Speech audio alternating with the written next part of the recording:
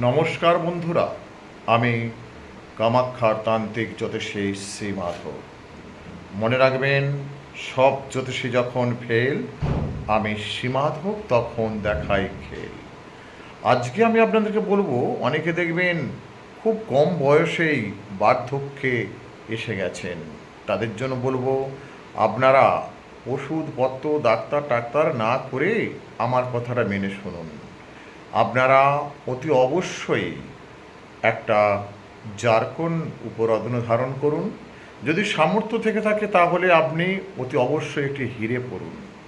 আর যদি সামর্থ্য দুটো না কুলায় তাহলে ছমুখী রুদ্রাক্ষ ধারণ করুন, অথবা আপনার বুড়ো আঙুলেতে, এই আঙুলেতে চাঁদির উপর রিং করে ধারণ করুন। দেখবেন আপনার বয়স যেন অনেক কমে গেছে। হবেই হবে গো।